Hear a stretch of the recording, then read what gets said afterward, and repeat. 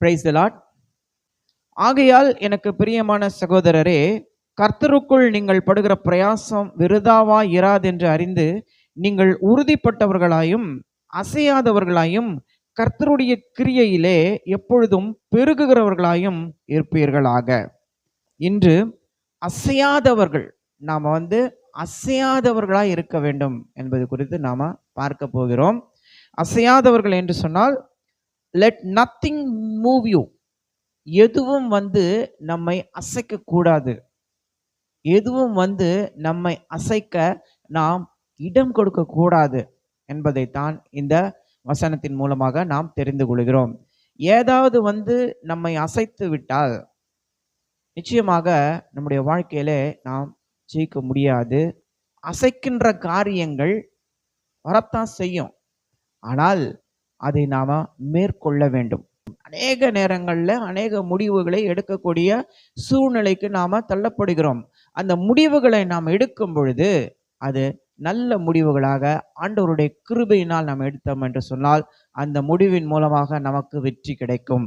எந்த ஒரு நம்பிக்கையையும் நாம் கண்மூடித்தனமாக வைக்கக்கூடாது. கண்மூடித்தனமாக நாம் நம்பிக்கையை வைக்கும் பொழுது அந்த நம்பிக்கையின் மூலமாக, கண்மூடித்தனமான நம்பிக்கையின் மூலமாக நமக்கு தோல்விதான் வருமே தவிர நிச்சயமாக வெற்றி வராது. அடுத்தது, சுயத்தின் மீது நாம் சார்ந்து கொள்ளக்கூடாது. நம்முடைய சுயநலத்தின் மீது, நம்முடைய சுய சிந்தையின் மீது, சுய எண்ணத்தின் மீது, சுய வலிமையின் மீது நாம் சார்ந்து கொண்டு எந்த ஒரு காரியத்தையும் நாம செய்யாமல் ஆண்டவரை நாம் சார்ந்து கொண்டு செய்வோம் என்று சொன்னால் நிச்சயமாக நம்முடைய வாழ்க்கையிலே வெற்றி கிடைக்கும். பாருங்க, இந்த காரியங்கள் எல்லாம் நம்ம தவறான முடிவு எடுத்தோம் என்று சொன்னால் அந்த தவறான முடிவு நம்மை அசைய பண்ணும்.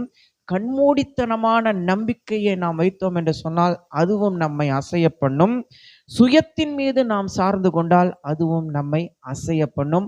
இந்த அசைவுகளுக்கு நாம் இடம் கொடுக்காமல் ஆண்டவருக்கு இடம் கொடுத்து நாம் வாழ்வோம் என்று சொன்னால் நம்முடைய வாழ்க்கையிலே நாம் வெற்றி பெறுவோம்.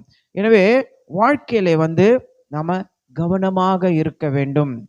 தோல்வி என்பது ரொம்ப சுலபமாக நம்முடைய வாழ்க்கையிலே வந்துவிடும்.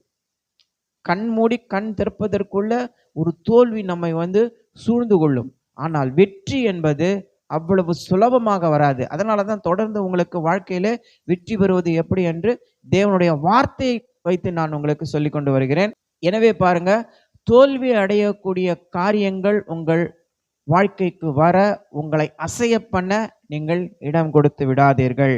கர்த்தர் உங்களை ஆசீர்வதிப்பாராக.